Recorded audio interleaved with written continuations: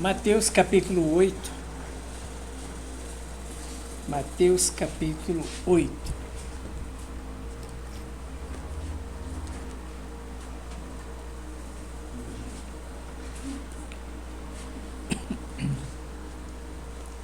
Mateus 8, para mim, no meu caso, Deus fala muito comigo sobre esse texto, né? Então, para mim acaba sendo um clássico, né, da palavra em relação ao perdão de Deus. Aqui em Mateus 8, ele fala assim: a cura de um leproso. Descendo ele do monte, seguiu uma grande multidão. E eis que veio um leproso e o adorou, dizendo: Senhor, se quiseres, pode tornar-me limpo. Jesus, estendendo a mão, tocou, dizendo: quero ser limpo, e logo ficou purificado da lepra. E a gente sabe que a lepra, naquele tempo de Jesus, era um sinal de pecado. Para todo mundo, aquele homem estava em pecado, né? Era o sinal da lepra, era um sinal de pecado. Ele deveria ficar excluído das outras pessoas, né? Ele deveria ficar num lugar chamado leprosário. Ele não podia ter contato com as pessoas. E quando ele encontra Jesus, né, mesmo leproso, a Bíblia diz que ele chegou perto de Jesus e adorou Jesus mesmo com lepra, mesmo sendo acusado, mesmo sendo humilhado, mesmo estando numa situação muito difícil. E é exatamente esse trecho que todo crente deveria aprender. Olha, eu estou numa situação difícil, mas eu vou adorar o Senhor, em nome de Jesus. É exatamente essa lição que a gente queria aprender, e essa lição é que Deus quer que a gente aprenda. Ele não tinha condição nenhuma, mas eu vou adorar o Senhor. Ele não tinha nem condição psicológica, mas eu vou adorar o Senhor. Ele estava embaixo de acusação, ele estava embaixo de desânimo, mas ele falou: eu vou adorar o Senhor. E isso mudou a história e a vida dele, e chamou a atenção de Jesus. Jesus foi lá e curou ele. Então, que a gente aprende aqui? Que não importa o problema, se for de pecado, Deus é maior do que o pecado. Jesus falou: não, eu sou maior do que o seu pecado. É sinal de lepra é sinal de pecado, eu sou maior do que o seu pecado. E foi lá, deu uma solução para ele. Não tem nada maior, não tem coisa maior do que o poder de Deus. Não existe nada maior do que o poder de Deus. O poder de Deus se aperfeiçoa na nossa... Ah, você está tão fraquinho, acabou você, começa Deus. Ah, mas eu estou tão fraquinho, então, você está fraquinho. É isso mesmo. Acabou você, não tem mais jeito. Você não pode fazer mais nada, você está fraco. Então Deus começa a agir na nossa fraqueza. O poder de Deus começa a se aperfeiçoar na nossa fraqueza. Então, quando você conhece isso aqui, você não tem motivo nenhum para voltar atrás. Ah, não, aqui ó, é pecado, né? Todo mundo falou que eu estou em pecado, e eu sou discriminado, eu não posso nem ir no culto, eu não posso estar perto das pessoas. Uma pessoa, eu vou aqui nessa calçada, ela atravessa para o outro lado. Não, Jesus falou, não, e mesmo assim ele adorou Jesus e ele foi curado. Quando nós adoramos Jesus, mesmo fraqueza, mesmo dificuldade, luta, não tem nada maior do que o poder de Jesus, amém? Vamos fazer essa declaração? Não existe nada maior do que o poder de Jesus na minha vida, em nome de Jesus. Irmão, não tem nada maior. Eu estou leproso, estou acabado, estou falando que eu estou acabado, que eu não vou dar mais em nada, que não vai dar mais certo, que não, mas ele foi e adorou Jesus. Ele foi lá e adorou o Senhor, né? E ele viveu uma grande cura do Senhor na vida dele. Outro texto que eu vou ler é Juízes capítulo 6, Pedro.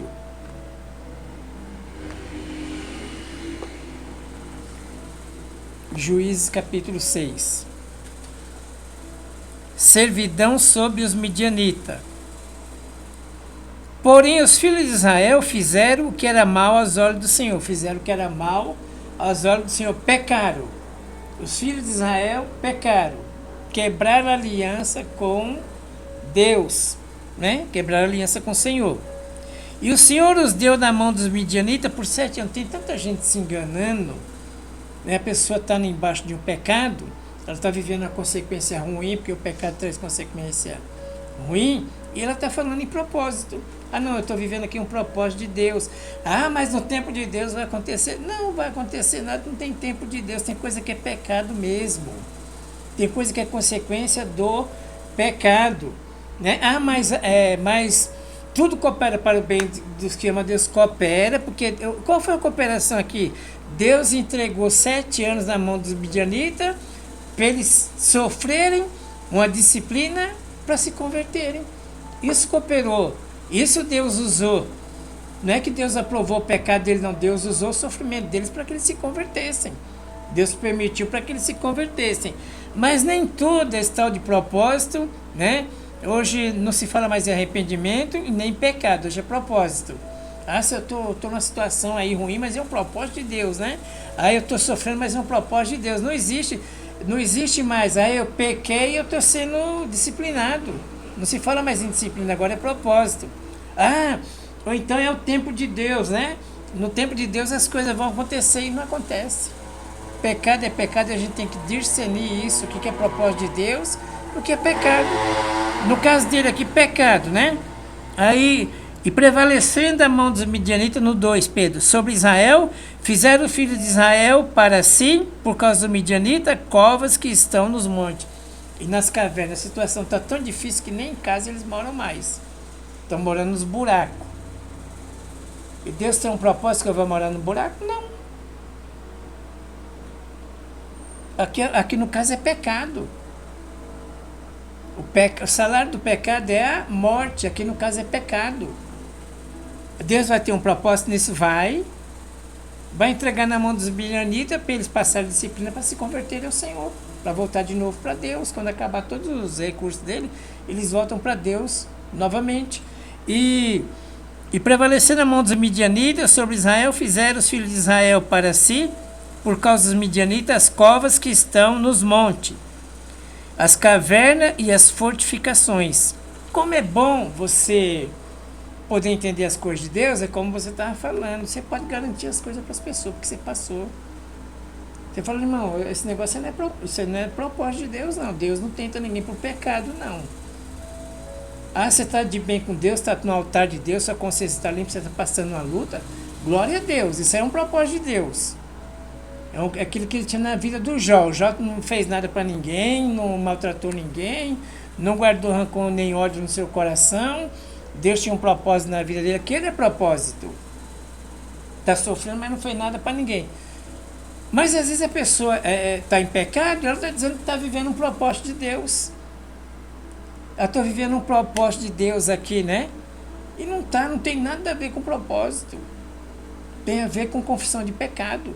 Israel, a situação estava tão difícil, pararam de morar na cidade e foram morar nos buracos, nas cavernas. Os midianitas estavam tomando tudo deles, né? No 3, porque sucedia que, semeando Israel, os midianitas, os amalequitas também, os do Oriente, saíam contra eles, subiam contra eles. O que está acontecendo aqui? Em submissão contra Deus. Não se submetia à palavra de Deus, se envolvia com idolatria. Israel quebrar a aliança com Deus em submissão levou eles à ruína. Então eu posso, às vezes, estar na igreja, adorar com a boca, mas eu posso ter um coração insubmisso. Como é que chama isso? Religião. O que Israel está fazendo? Não está se submetendo à palavra. Eles não estão obedecendo a Deus. Mas o que acontece? O 4, punha-se contra eles em campo, destruía os frutos da terra, até chegar a Gaza. Não deixaram mantimento em Israel, nem ovelha, nem boi, nem jumentos, porque subiam com seus gados em tendas e vinham como gafanhotos, em grande multidão que não se podia contar, nem a eles, nem aos seus camelos, que estavam na terra para destruir. Assim empobreceu Israel muito pela presença dos midianitas. Então os filhos de Israel clamaram ao Senhor. Passaram uma situação terrível, perderam tudo. Até a comida estava acabando. O que eles fizeram? Clamaram ao Senhor. Qual era o propósito de Deus? Vou permitir vocês, vontade permissiva. deixar vocês ir até o fundo do poço, lá vocês aprendem a clamar a Deus. Eles clamaram: o Senhor deu livramento? Deu. O Senhor restaurou de novo? Restaurou. Né? Deus é o restaurador das coisas. Deus não quer ver os seus filhos sofrendo. Mas tem coisa que nós temos que saber que nós sofremos por causa do pecado. Como você acabou de falar aqui, a gente sofre por falta de planejamento. Leva a gente a sofrer. A Deus está contra mim? Não. As pessoas estão contra mim também? Não. Meu planejamento me levou para essa situação. Você acabou de falar aqui. O meu pecado me levou para essa situação. O que eu tenho que fazer? Me arrepender. Não está por aí com propósito. Eu estou assim, mas Deus tem um propósito. Não, Deus tem se a gente se converter do mau caminho. Se a gente clamar ao Senhor, se converter do mau caminho, Deus tem um propósito. Qual é o propósito de Deus aqui? Vou entregar vocês 7 anos na mão dos midianitas. É o propósito. Vocês vão ser afligidos para aprender que eu sou o único Senhor que existe, o único Deus que existe. O que eles fizeram? Passaram dificuldade, voltaram e reconheceram que o Senhor era Deus, e o Senhor mandou um livramento e livrou Israel daquela situação, né? Mateus 3:1.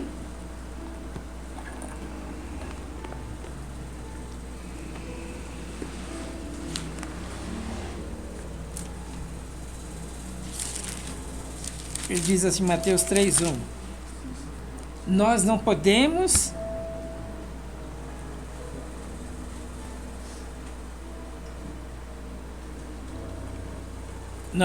estar pregando o evangelho da conveniência, né? Você aceita Jesus, Jesus vai mudar tudo na sua... E vai, mas tudo começa pelo arrependimento. O que nós temos que pregar para as pessoas, o que nós temos que fazer é saber que tudo começa pelo arrependimento. O que nós temos que pregar para as pessoas é saber que tudo começa pelo arrependimento. Naqueles dias apareceu João Batista pregando no deserto da Judéia. Lá vem João Batista pregando no deserto da Judéia e dizendo: arrependei-vos, porque está próximo o reino dos céus. João Batista veio pregando arrependimento, era a mensagem de João Batista. E a nossa mensagem deve ser de arrependimento. Depois do arrependimento, um arrependimento genuíno, que é uma transformação, nós começamos a ver os benefícios da cruz. Nós começamos a ver os milagres de Deus. Mas precisa de arrependimento. Nós precisamos se arrepender e nós precisamos pregar arrependimento também. Tem gente insubmisso com a palavra de Deus, não obedece a palavra. Precisa se arrepender para as coisas começarem a dar certo. Tem gente que não obedece a Deus de jeito nenhum. Tem que se arrepender para as coisas dar certo. A pessoa está numa rebelião danada contra a palavra. Não é contra a igreja, pastor, é contra a palavra. Mas eu estou no propósito. Mas como é que é esse negócio de propósito? Eu vi lá. O cara falando aqui, tudo é propósito de Deus. Acho que você precisa de um curso. Não. Eu preciso me arrepender. O começo de tudo é arrependimento. Você precisa se arrepender. Nós precisamos se arrepender do nosso pecado. Falar francamente com Deus. Deus, o que o Senhor quer que eu faça? Eu estou errado. O que o Senhor quer que eu faça? Como é que eu tenho que fazer? E nós temos que buscar o arrependimento, né? Que é a coisa mais importante da nossa vida. Então, João Batista veio pregando a mensagem do arrependimento. Mateus 4:12, Jesus, o início do seu ministério, Jesus aqui é o começo do seu ministério, 12. Jesus, porém, ouvindo que João estava preso, voltou para Galiléia, deixando Nazaré, foi habitar em Cafarnaum, cidade marítima, nos confins de Zebulon e Naftali, para que se cumprisse o que foi dito pelo profeta Isaías, que diz: a terra de Zabulon e Naftali, junto ao caminho do mar, além de Jordão, a Galiléia das nações. O povo que estava sentado em trevas, está lá sentado em trevas. Está lá sentado em trevas, viu uma grande luz, e os que estavam assentados na região e sombra da morte, a luz raiou. Aí Jesus chegou lá, o povo que estava sentado viu aquela luz, Jesus é a luz, né? Estava sentado na região da sombra da morte, E a luz raiou. Aí Jesus chegando naquele lugar, só trevas.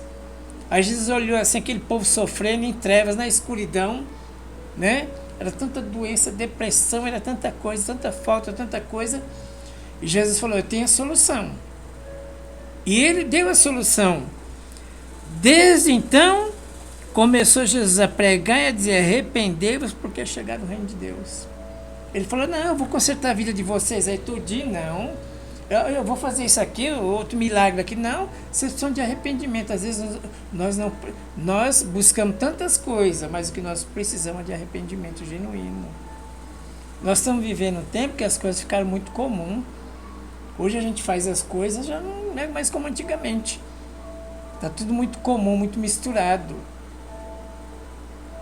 Foi uma palavra, esses dias pregada, não sei se foi lá no áudio, uma palavra para a gente buscar lá. Sonda meu coração, foi no áudio.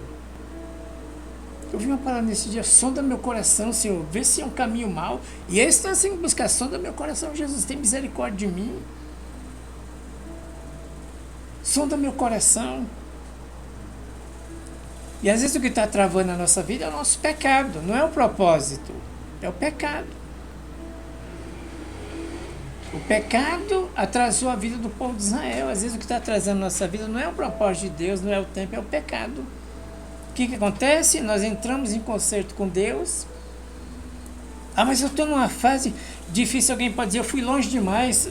Você não foi como Nabucodonosor, que criou penas, criou pelo, foi morar 7 anos como animal no campo. Depois de 7 anos ele olhou para cima, reconheceu o Senhor restaurou tudo e algumas coisas a mais no reino dele. Deus quer a nossa restauração. Deus está nos chamando hoje para restauração. Não é outra coisa, senão a restauração. Vocês estão em trevas, vocês estão sem luz nenhuma, eu vou lá, eu sei como resolver isso aí. Se arrepende, toma uma decisão você de arrependimento. E as coisas vão melhorar, a luz vai brilhar, o sol vai raiar, Deus vai abençoar. Mas o primeiro passo é arrependimento para todo ser humano. Vamos pregar o evangelho, mas o que eu tenho que fazer? Tem que se arrepender. Tem que se arrepender dos seus pecados, é o começo de tudo. Tudo começa pelo arrependimento, não é o evangelho da premiação. Tudo começa pelo arrependimento. E aqui no versículo Isaías 59, Pedro, 1 ao 3. Eis que a mão do Senhor não está encolhida. Deus não está com problema na mão, para que não possa salvar. Deus não está com problema no ouvido, nem agravado o seu ouvido para que não possa ouvir. Mas as vossas iniquidades é que faz separação entre vós e vosso Deus. Pecado. Não é propósito. Deus está muito calado, aí não estou ouvindo Deus falar, né? E o que acontece? Acho que é um propósito de Deus, né? O silêncio de Deus é um propósito também, mas nem todas as vezes, não, às vezes é o nosso pecado. Às vezes tem coisa na nossa vida, nós estamos atrapalhando a voz do Espírito Santo, atrapalhando Deus de falar.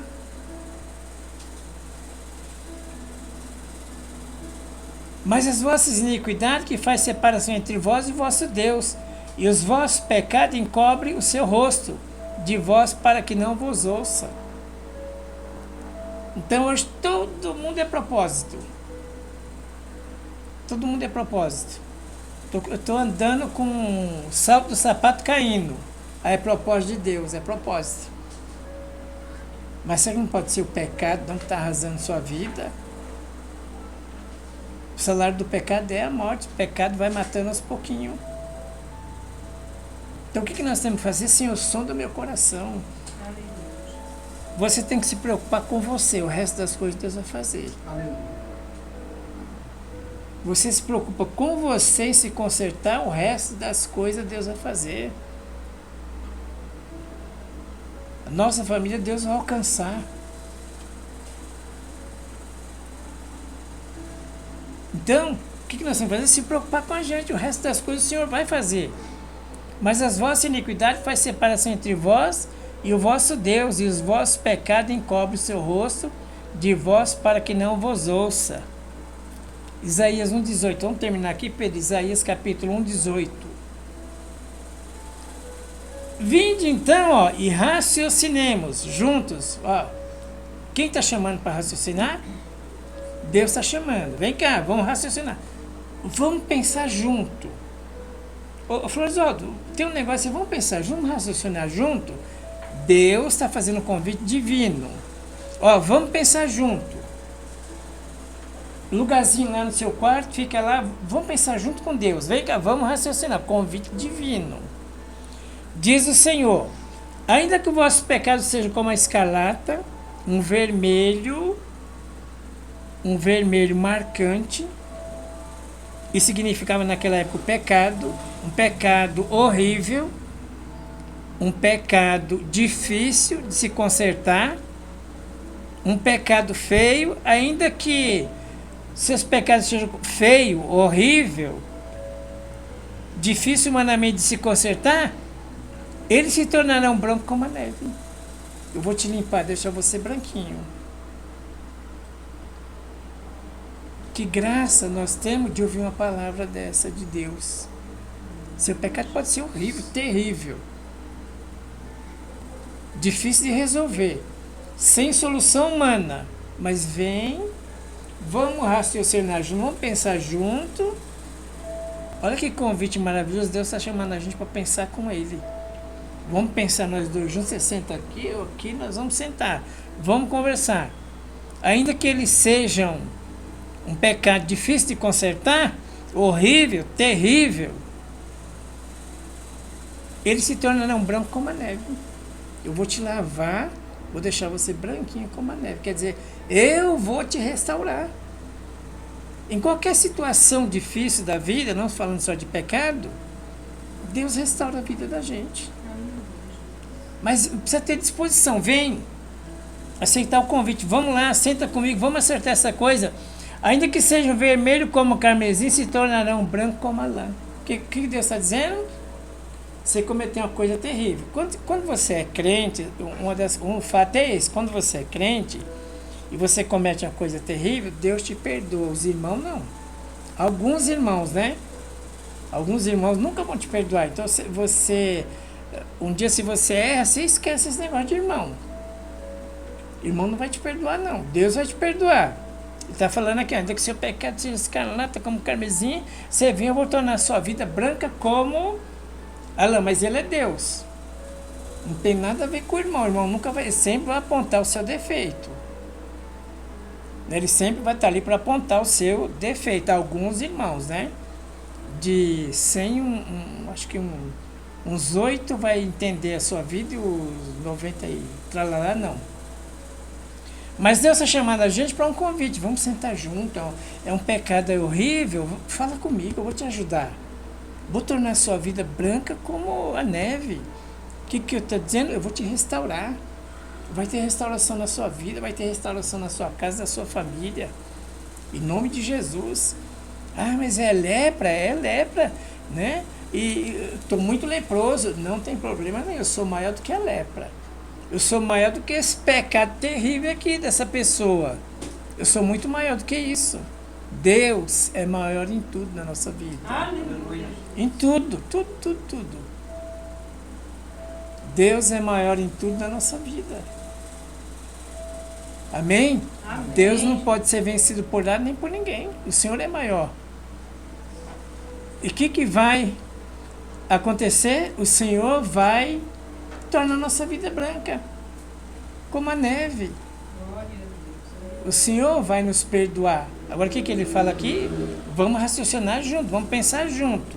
O convite de Deus é para a gente sentar.